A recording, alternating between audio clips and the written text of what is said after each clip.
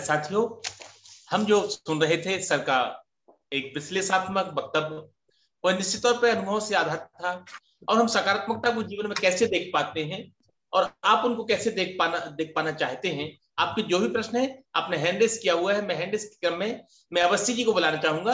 अवस्थी जी अपनी बात रख सकते हैं, प्लीज। नमो नारायण। आदरणीय सभी सज्जनों को प्रणाम। मैं थोड़ा सा धार्मिक आदमी हूँ, तो मुझे ऐसा लगता है इस बात को सुन के कि happiness is a state of mind. ये एक दिमागी परिस्थिति है जिसको हमको प्राप्त करना है। दूसरी बात हमको समझ में आती है कि इस दिमाग को ट्रेन करना है, इस हिसाब से ट्रेन करना है कि हम खुशी महसूस कर सकें। आज के परिप्रेक्ष्य में खुशी की जो अवधारणा है या परिभाषा है, वो एक बड़ी बड़ी रोल्स रॉयस कार है, एक बहुत बड़ा बंगला है, एक बहुत प्रतिष्ठित पद है, एक यूपीएससी क्रैक करना है बिना उसके होगा नहीं, और बिजनेस करना है तो अंबानी बनना है। ये स्टेट ऑफ माइंड है।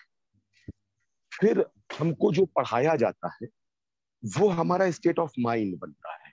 हमारे पिताजी कहते हैं, मॉडल स्कूल के टीचर थे, जबलपुर का बड़ा रेप्यूटेड। वो हमेशा से कहते थे कि बेटा उतनी लिमिट्स होना चाहिए जो सत्य के नजदीक हो और जो कर सके। हमारे साथ समस्या ये है कि हमने रैट रेस में लोगों को लगाया है बुरी तरीके से। आप एमबीए का सिलेबस उठाइए, आप देखिए कि हम बच्चों को सिखा क्या। हम बच्चों को सिखा रहे हैं कि जो कमाई हो रही है उसको और बढ़ाओ, उसका और शोषण। 10 आदमी का काम से काम चलता है तो कोशिश करो कि 5 से काम हो जाए। ऐसा कुछ करो कि एक वो टूथपेस्ट का विज्ञापन था कि एक आदमी आया नौकरी करने, सीईओ बोला अगर तुम हमारी सेल 10% बढ़ा दोगे तो हम तुमको नौकरी पर रखेंगे, जो तनख्वाह मांगोगे थे। उसने ट्यूब की डिजाइन चेंज कर दी, ऐसी कर दी कि 10% ट्यूब निकल ही नहीं सकती, कार के नीचे आपको प्रेस करना पड़ेगा तब निकलेगी। आज भी हम बहुत सारी टूथपेस्ट की जो ट्यूब का मटेरियल रहता है उसको फेंक देते हैं। तो उसने काम किया जो उसको सिखाया गया, उसका दिमाग चला जो सिखाया गया। पर इससे जो पूरी दुनिया को कष्ट हुआ कि आदमी सुबह सुबह उसके पास टूथपेस्ट नहीं होता, वो सवेरे उठते ही से तो दबाता रहता है जो थोड़ा सा निकल जाए यार, आज का ब्रश हो जाए, शाम को खरीद। तो एक ही नौकरी हजार का दुख हो गया। ये जो चीजें हैं ये एजुकेशनल सिस्टम में आनी चाहिए। ये जो चीजें हैं ये हमको बचपन से सिखानी चाहिए कि खुश खुद भी रहना है और हम खुश तब रहेंगे जब हम दूसरों को खुश रखेंगे। ऐसा मुझे लगता है। अगर सही है सर तो बताइए। पॉजिटिविटी तो एक ऐसी चीज हो गई कि एक जैन आदमी के लिए पॉजिटिविटी है बहुत अच्छा, साफ सुथरा, शुद्ध, बिना आलू प्याज का खाना मिल जाए तो मैं बड़ा खुश हूं। पर एक निरामिष भोजन खाने वाले के लिए खुशी कुछ और है। पूरे समाज की एक सी खुशी तो कभी हो ही नहीं। हम आपस में ही लड़ते रहेंगे तो खुश कैसे हो? तो क्या ऐसा कोई सिस्टम होना चाहिए जो यूनिवर्सल हो? ना हो यूनिवर्सल, एक बड़ा समूह उसको मानता हो और उसको हम लॉ में कन्वर्ट करें। आज बहुत अच्छी भूटान में एक चीज जी, आज भूटान में एक हैप्पीनेस इंडेक्स की बात होती है। वो भूटान बड़ा छोटा सा देश है, पूरी दुनिया के लोगों को अपने यहाँ नहीं देता। सिर्फ हिंदुस्तानी घूम पाते हैं, 2-4 और देश घूम पाते हैं। लोगों को टूरिस्ट वीजा नहीं देता, अपने यहाँ हवाई जहाज उतरने नहीं देता, वहां पे सिगरेट पीना अलाउड नहीं है, वहाँ बहुत सारी ऐसी चीजें अलाउड है। जी आप अपना प्रश्न रखें। प्रश्न जी जी सर, तो मेरा प्रश्न ये है कि हैप्पीनेस जो है उसके लिए कौन ऐसा शिक्षक, किसको ऐसा शिक्षक माने जो बता सके देश को या एक समाज को या एक ग्रुप को, जिसकी बात सब माने और खुश रहे।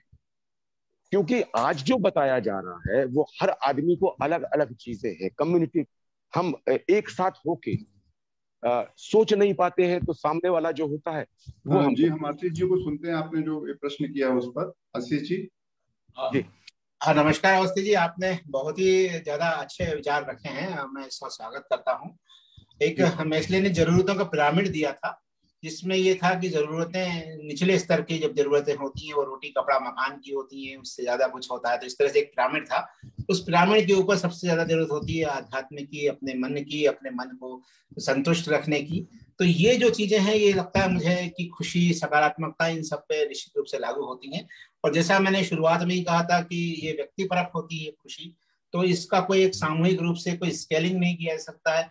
ये तो बाय प्रैक्टिस हर एक को सीखना होगा कि वो खुश कैसे रह सकता है। उसका जैसा मैंने कहा था कि कुछ जेनेटिक आधार होते हैं, कुछ संस्कार आधार होते हैं, कुछ बाह्य स्थितियां होती हैं जो कि मिलकर के पता करती हैं कि खुशी कैसे मिलेगी। तो हर व्यक्ति को खुश, जैसा आपने भी कहा कि किसी को जो है वो बिना लहसुन प्याज का भोजन अच्छा लगता है, किसी को, पर बात ये है, मेरा सिर्फ इतना कहना है कि जिंदगी में जो समस्या आ रही है उसको यदि आप समाधान करने के लिए सकारात्मक सोच रखें, समाधानात्मक सोच रखें, व्यवस्था को, लोगों को, किसी को दोष देने की जगह आप सोचें कि उसका हल कैसे हो सकता है।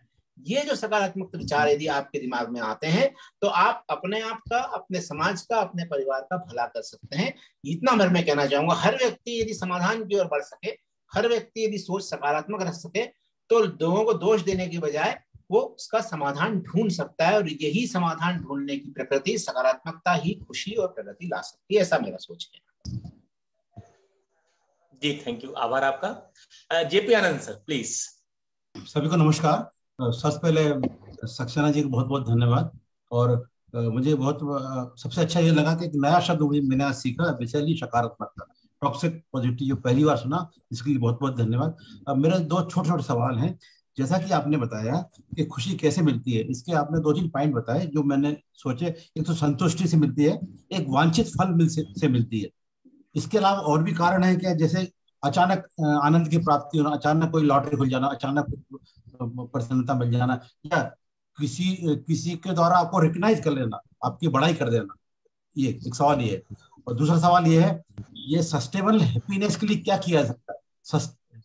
आपने जो बताया ना, किसी के लिए खुशी कब है कब नहीं, इस काल में, इस देश में आज है कल नहीं है, इसके साथ है इसके साथ नहीं है, ऐसा काम। तो सस्टेनेबल हैप्पीनेस के लिए क्या किया जा सकता है?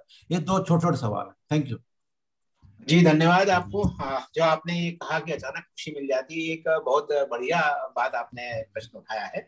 और सस्टेनेबल कैसे हो, जैसे मैं अपने को उदाहरण दूं आपसे कि यदि हमको झाबुआ में रहते हुए राष्ट्रपति से राष्ट्रीय पुरस्कार मिला, तो जिस समय पुरस्कार मिला, जिस समय पुरस्कार मिलने की घोषणा हुई और जिस समय पुरस्कार मिला, ये सबसे बड़े खुशी के क्षण थे। लेकिन ये जो खुशी के क्षण थे, ये क्षणिक थे, ये सस्टेनेबल नहीं थे। परंतु यदि मेरे को लगता है मैं अवसाद में घिर रहा हूं, मुझे लगता है मुझे नकारात्मक विचार आ रहे, तो मैं उन खुशी के पलों को याद करता हूं कि बारे अच्छा, मुझे राष्ट्रपति पुरस्कार मिला था, और मैं खुश हो जाता हूं। अवसाद को एक तरफ हटाकर मैं खुश हो जाता हूं। तो ये जो अपना तरीका है कि हम खुशी के पलों को सहेज के रखें, लिस्टिंग करके रखें उनको, और उसके बाद में जब भी अवसाद में हो, जब भी नकारात्मक विचार हमारे दिमाग में आए, तो हम अपने खुशी के पल, जैसे हम विदेश गए थे 5-10 दिन के लिए, अभी बहुत ज्यादा समय नहीं हुआ है, विदेश गए थे, हमको वो क्षण बहुत अच्छे लगे, तो वो हम सहज के रखते हैं। सुबह रोज याद कर लेते हैं कि अच्छा, हमने उस दिन ऐसा ऐसा ऐसा ऐसा किया था। तो वो जो याद करना है, हमको अपने नकारात्मक विचारों की ओर ले ही नहीं जाता है, तो खुशी देता रहता है वो लगातार। खुशी एक पल की होती है, बात सही है आपका। जैसा आपने कहा लॉटरी लग गई तो खुशी एक पल की हुई, पैसा मिल गया तो खुशी एक पल की हुई, पुरस्कार मिल गया, खुशी उस पल की थी। लेकिन उसको सस्टेनेबल बनाने का काम हमारे दिमाग ही कर सकता है। हमको निरंतर रूप से आपको उसको प्रेरित करते रहना पड़ेगा। जैसा मैंने कहा, लिस्टिंग कर लीजिए, खुशियों की सूची बना लीजिए। ये इन क्षणों ने हमको खुशी दी थी। आप अपने यदि पास्ट को देखें, ये क्षण हमको खुशी दे सकते हैं। तो जो खुशी दे सकते हैं उनको पाने के लिए प्रयास करें, जो खुशी मिल चुकी है उसको नकारात्मकता हटाने के लिए प्रयोग करते रहें, तो शायद आपका जीवन हमेशा खुश रहेगा। Thank you. Thank you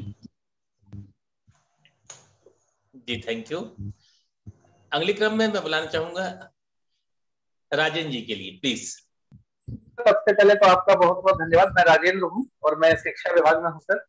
sir, जब आप टाइटैनिक की बात करते हैं और आपने ये कहा कि एक आदमी था जिसको कुत्ता काट लिया और फिर वो टाइटैनिक से नहीं गया, मेरा एक बड़ा उससे सवाल पैदा हुआ है कि इसमें बहुत सारे ऐसे लोग भी रहे होंगे जो कई कारणों के होते हुए भी टाइटैनिक में गए होंगे और जाने के बाद एक्सीडेंट हो गया। तो सवाल ये है कि एक्चुअली सकारात्मकता मतलब क्या चुननी पड़ती है कि अब जो लोग खत्म हो गए वो क्या करें? जो आदमी बच गया उसने चुन लिया कि साहब मैं तो कुत्ता काट लिया था, अच्छा हुआ कि कुत्ता काट लिया तो मैं नहीं गया। तो क्या ये सकारात्मकता है या ऐसा हमारे जीवन में लगातार होता है कि कई बार हो भी जाता है वांछित, कई बार नहीं भी होता है? तो क्या यहाँ पर स्वीकार्यता शब्द लाना चाहिए या ईश्वर की इच्छा शब्द लाना चाहिए, क्या लाना चाहिए? इससे थोड़ा भ्रम पैदा हुआ है कि हमारे जीवन में सही और गलत तो घटित होता रहता है।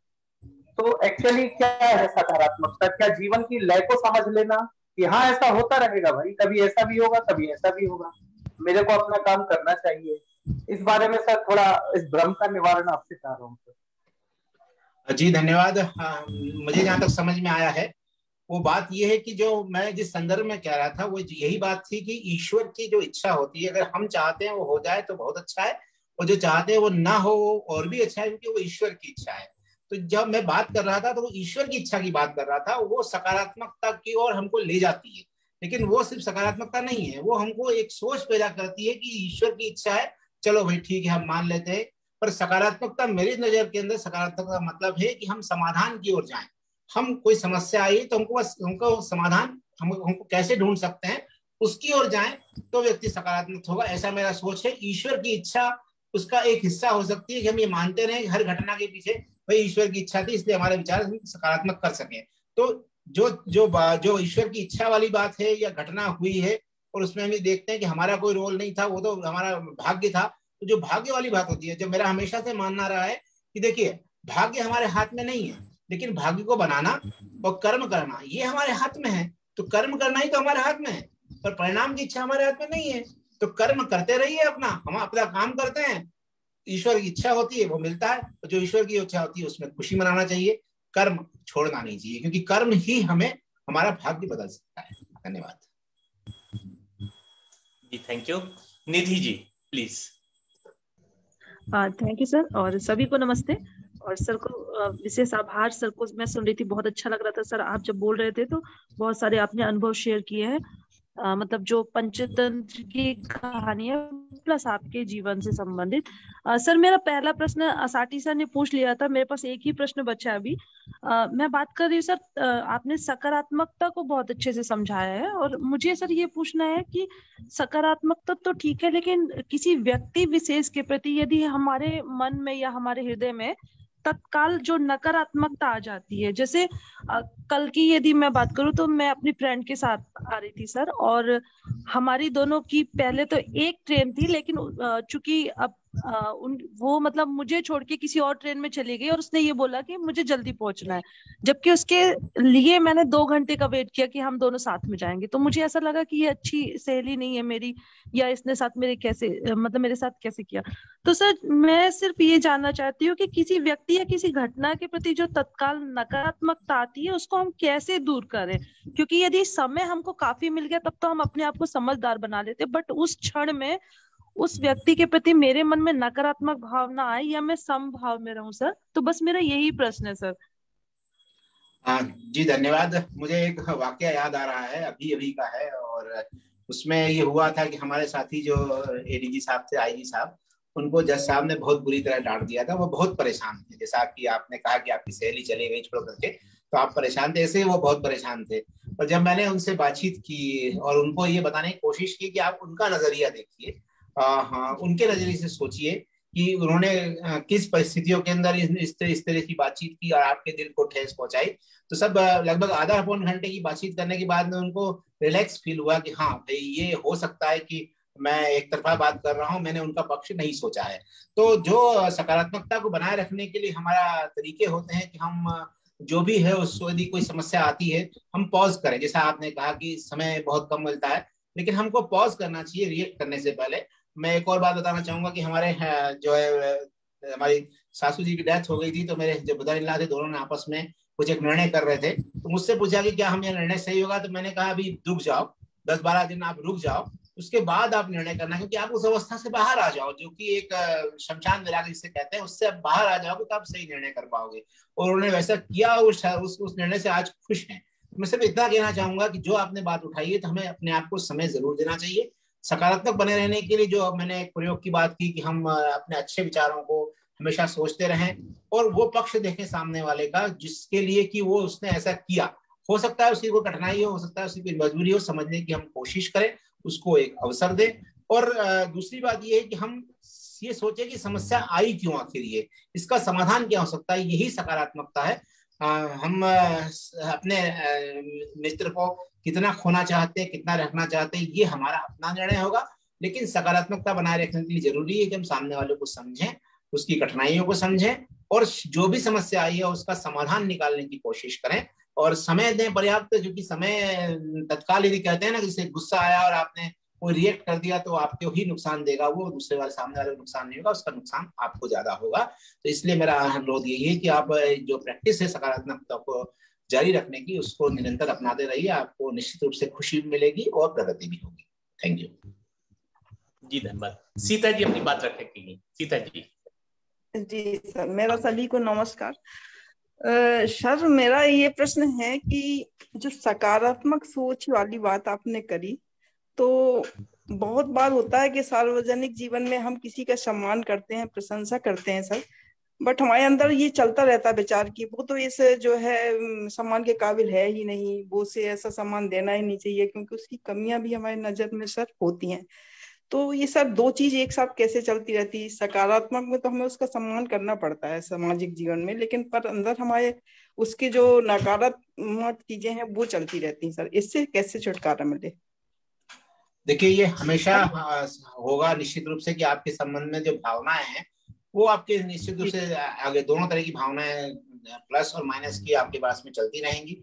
लेकिन कोशिश ये करना चाहिए कि हम उसको उस परिप्रेक्ष्य में देखें जिस परिप्रेक्ष्य में हमको उचित लगता है, वो ही हमारा। जैसे मैंने कहा कि सकारात्मक का मतलब हर समय हाँ करना नहीं है। सकारात्मक का मतलब है कि हम समस्या का समझें और उसका समाधान ढूंढें। हमने उस व्यक्तित्व का हमारी समस्या ये थी कि हम उसको सार्वजनिक स्थल पे हैं तो हम बुराई नहीं करना चाहते, हमारी समस्या ये थी, तो आपने उसका सीधे समाधान निकाला कि हम चुप रहते हैं, हम प्रशंसा भी कर सकते हैं, ये भी आपका समाधान हो सकता है। तो तरीका हमको निकालना है समस्या के समाधान का। ये भावनाएं तो आपको चलानी चाहिए। यदि आपने एक ही भावना पकड़ ली कि हमको हर समय सकारात्मक रहना, जैसा मैंने कहा कि वो विशाली जो है पॉजिटिविटी की, टॉक्सिक पॉजिटिविटी की ओर ले आ सकता है आपको, उससे आप बचें। सही भावनाओं को समझें और सही भावनाओं को सही यदि आप तरीके से निकालेंगे तो निश्चय आप उसका सही तरीके से व्यक्त भी कर सकते हैं। आप सोचिएगा कि आपको जो कमियां लगती है सामने वाले को, आप सही तरीके से कैसे उसको व्यक्त कर सकते हैं कि उसको बुरा भी नहीं लगे और बात भी बन जाए, आपकी भावनाएं उस तक पहुंच जाए। ये तरीके हो सकते हैं, आप सोचेंगे तो निश्चित रूप से निकलेंगे। भावनाओं को दबाना नहीं है बल्कि समस्याओं को समझ करके उसका समाधान करना ही समाधान सकारात्मकता है, भावनाओं को दबाना बिल्कुल नहीं। Thank you ji. Thank you. Doctor K S. Yadav ji. Sir नमस्कार सर सभी को। जी नमस्कार सर, इस प्रोग्राम के माध्यम से जो है सर को जो मैंने सुना अपने जीवन में, तो पहली बार जो है एक चीज टॉक्सिसिटी पॉजिटिविटी की बात सुनी मैंने। और मैं एक वैज्ञानिक हूँ, प्रोफेसर भी हूँ, या अभी तो फिलहाल केवीके में प्रिंसिपल साइंटिस्ट हूँ। मेरी एक दिमाग में हमेशा बात चलती रहती है सर कि जो हमारा कर्तव्य है एज एक्सटेंशन साइंटिस्ट हो, टेक्नोलॉजी को जो बहुत से बहुत फार्मर्स के बीच में या लोगों के बीच में, और अब काफी मूर्धन्य लोग और काफी सरकारी सेवा के लोग भी हमारे पास आने लगे। और मैं सर शुरू से जो है मेरा एक विचार रहा है कि इस चीज को जो है ज्यादा से ज्यादा लोगों तक पहुंचा दिया जाए, लेकिन कुछ सिस्टम ऐसा है कि वो हमको कहीं ना कहीं बाधा पहुंचती है या हमारे अनुकूल नहीं होती। हम प्रयास तो करते हैं।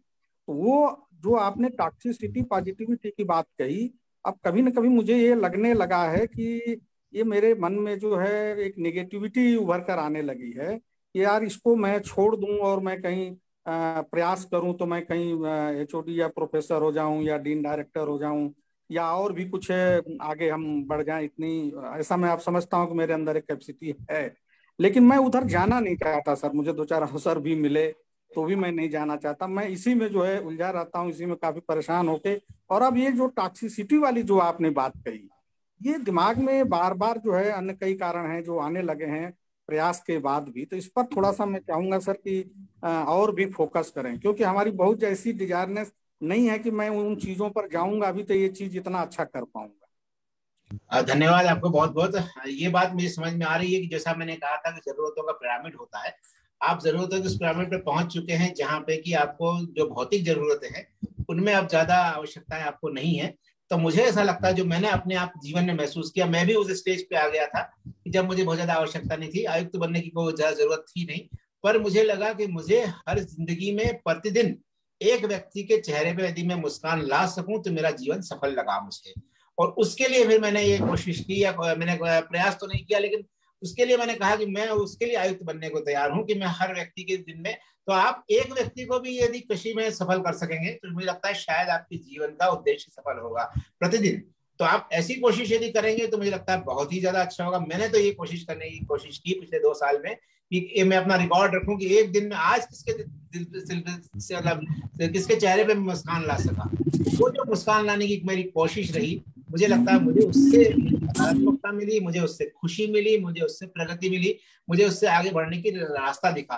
तो समस्या आपके सामने है, समाधान की ओर बढ़ना है, और यही सकारात्मकता है, उसके अलावा कुछ नहीं है। सकारात्मकता सिर्फ समस्या का समाधान ढूंढने में है, समस्या को लेकर के उलझने में नहीं है कि हम सरकार को दोष दें, हम व्यवस्था को दोष दें, ये नकारात्मकता है। लेकिन हम सकारात्मक को समस्या का समाधान ढूंढें। आपके लिए क्या बेहतर है ये आपसे अच्छा कोई नहीं जान सकता। आपके लिए क्या चीज अच्छी रहेगी ये आपको ही समझना पड़ेगा, और ये आप यदि समझ करके उसका रास्ता निकाल सके वर्तमान स्थितियों में, तो निश्चय ही आप खुश भी होंगे, प्रगतिशील भी होंगे, आपकी उन्नति भी होगी, और न सिर्फ भौतिक बल्कि आपकी, देखिए जब मतलब जैसा मैंने कहा कि जीवन में ऐसे क्षण आए कि लगा कि अब जीवन का अंत कर लेना चाहिए, लेकिन सकारात्मक रह करके समस्या का समाधान ढूंढने की कोशिश करके जब मैं लगा तो भगवान ने दौड़ा दौड़ा के दिया।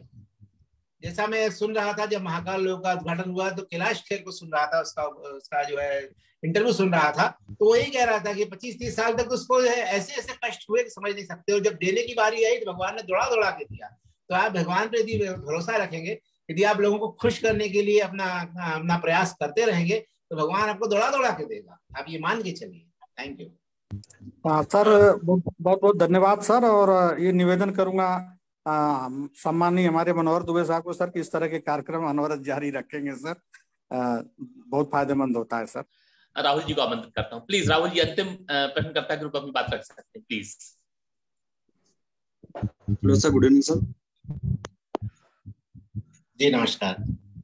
हाँ सर, मेरा क्वेश्चन ये था कि हम कभी कभी कोई काम स्टार्ट करते हैं एक पॉजिटिव एस्पेक्ट से, या फिर फ्यूचर में ऐसा मानते हैं कि इसका जो रिजल्ट होगा, जो आउटकम होगा एक फेवरेबल होगा हमारे अकॉर्डिंग, या बट इन फ्यूचर धीरे धीरे क्या होता है, सर्कमस्टेंसेस इस हिसाब से क्रिएट होते जाते हैं कि वो जिस हिसाब से हमारे एक्सपेक्टेशन होते हैं रिजल्ट के लिए हमारे अकॉर्डिंग, बट वो जस्ट अपोजिट हो जाते हैं। या तो सर हम उसको कैसे अपने आप को जस्टिफाई कर सकते हैं, कैसे अपने आप को एक सेटिस्फेक्शन दे सकते हैं कि। धन्यवाद आपको बहुत बहुत। जो मैं जिंदगी में मानता रहा हूँ कि राह पकड़ तू एक चला चल पा जाइएगा मधुशाला।